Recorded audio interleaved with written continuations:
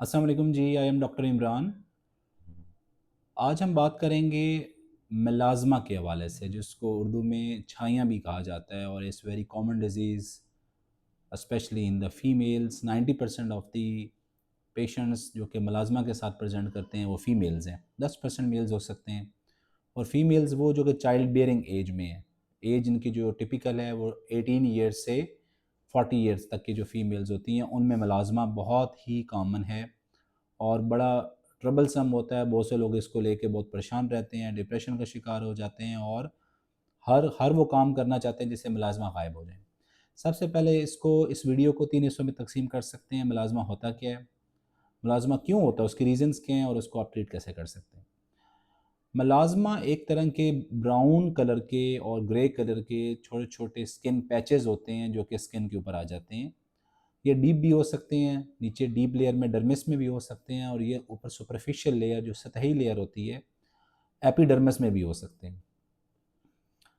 मुख्तलिफ़ जगह पे हो सकते हैं। फेस मुलाज़मस बहुत कॉमन है। फेस में फ़ोरहेड पे, माथे के ऊपर, नाक के ऊपर, चीक्स पे आते हैं, और बाज़ दफ़ा ये आपके जो जॉ बोन है उसके ऊपर भी मुलाज़मस नमूदार होते हैं।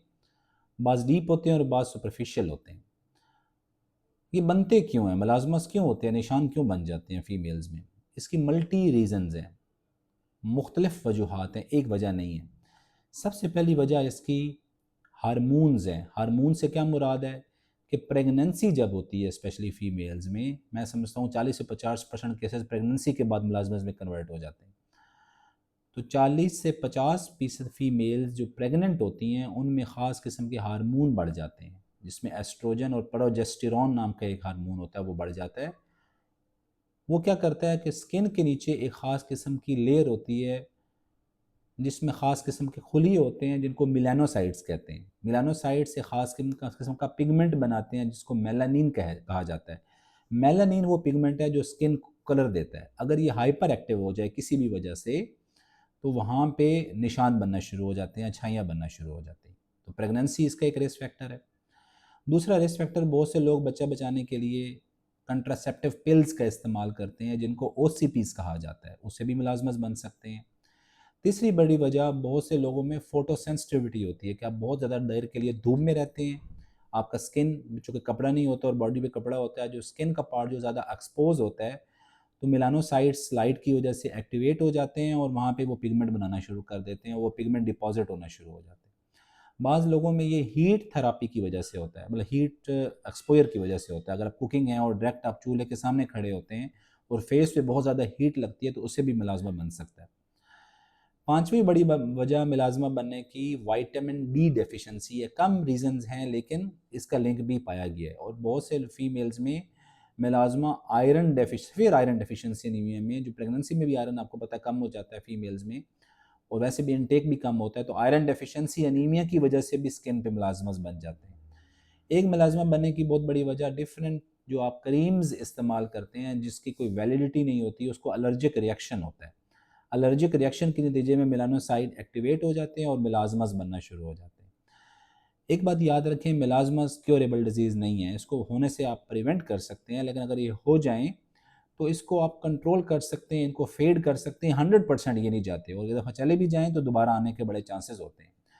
अच्छा, एक मुलाज़मा की बहुत बड़ी वजह फैमिली हिस्ट्री का भी होना है। ये भी बहुत बात देखी गई है कि फ़ैमिलियल होता है, इसके नानों को, इसके दादों को, अम्मी को, बहनों को, किसी और को भी मुलाज़मस होते हैं, और अमूमन फीमेल्स में भी मुलाज़मा आना शुरू हो जाते हैं। ये ज़रूरी नहीं है, लेकिन एक रिस्क फैक्टर फैमिली हिस्ट्री भी पाया गया है इसके अंदर।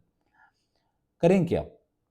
करें तो ये है कि फ़ोटो सेंसिटिविटी से बचना है। मुलाज़मत हो जाएँ तो आपने सन ब्लॉक के बगैर आप धूप में ना जाएँ। इस तरह अगर काम करती हैं तो कोशिश करें कोई शील्ड का इस्तेमाल करें। अपनी आग के सामने, फायर के सामने बिल्कुल डायरेक्टली आपका फेस एक्सपोज़ नहीं होना चाहिए। इसके अलावा इसकी वजूहात, इसकी ट्रीटमेंट में जो कि डर्मेटोलॉजिस्ट डेफ़िनिटली करते हैं, उसमें बहुत बड़ी वजह जो इसका ट्रीटमेंट ऑप्शंस है वो स्क्रैपिंग थेरेपी है। केमिकल्स के ज़रिए उसके एक-एक स्किन को उतारते जाते हैं, मल्टीपल टाइम विज़िट होता है, और वो आहिस्ता-आहिस्ता आपकी जो स्किन के ऊपर दाग होते हैं वो फ़ेड होते चले जाते हैं। इसके अलावा नीडलिंग थेरेपी कर सकते हैं, वो भी डर्मेटोलॉजिस्ट करते हैं।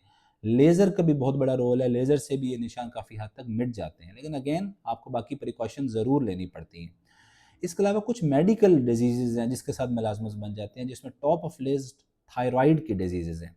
जिन लोगों को हाइपोथायरॉइड होता है, जो थायराइड कम काम करता है, उनको बड़ा विजिलेंट रहना चाहिए इस हवाले से कि वो थायराइड को प्रॉपर कंट्रोल में रखें। उनका टीएसएच बिल्कुल नॉर्मल वैल्यू पे होना चाहिए, फिर आप मिलाज़मा से बच सकते हैं। लेकिन अगर सीवियर हाइपोथायरॉइड हो जाएँ, तो हम अक्सर पेशेंट्स को देखते हैं कि वो मेडिकल कॉज़ है, वो स्किन कॉज़ नहीं है। वो एक सिस्टेमिक मेडिकल कॉज़ है, जिसको प्रिवेंट किया जा सकता है, वो मुलाज़मा आपका बना सकता है। तो मेलाज़माज़ में बहुत सारी चीज़ें रिवर्टेबल हैं, बहुत सी चीज़ें रिवर्टेबल नहीं हैं। सीज़र प्रेगनेंसी में अगर ये बनेंगे, तो आप प्रेगनेंसी को तो अवॉइड नहीं कर सकते, लेकिन मेलाज़माज़ के हवाले से एक उसमें आयरन डेफिशिएंसी को पूरा रखें, विटामिन डी को पूरा रखें, और बनने की अगर सस्पिशन भी हो तो फ़ौरन अपने डर्मेटोलॉजिस्ट से आप राब्ता कर सकते हैं कि इसको मज़ीद गहराई में जाने से पहले ही रोक लिया जाए। जब ये बन जाते हैं तो इनको फेड किया जा सकता है, ये मुकम्मल इनको ट्रीट करना बहुत मुश्किल है। लेकिन आजकल बड़े एडवांस ट्रीटमेंट्स हैं, आपको ज़रूर अपने डर्मेटोलॉजिस्ट को, क्वालिफाइड डर्मेटोलॉजिस्ट को विज़िट करना चाहिए। सबसे पहले ये भी देखें, इस वीडियो बनाने का मकसद ये था कि कोई मेडिकल कॉज़ तो नहीं है, जिस तरह थायराइड मैंने बताया, आयरन डेफिशिएंसी मैंने बताया, विटामिन डी डेफिशिएंसी हो सकती है, ये चीज़ें फिज़िशियन ठीक करता है। लेकिन जो मुलाज़िमत बन चुके होते हैं, उसके डेफ़िनिटली आपको अपने डर्मेटोलॉजिस्ट से राब्ता करना पड़ेगा और उसको आप फेड कर सकते हैं, उसको कंट्रोल कर सकते हैं timely. Thank you so much.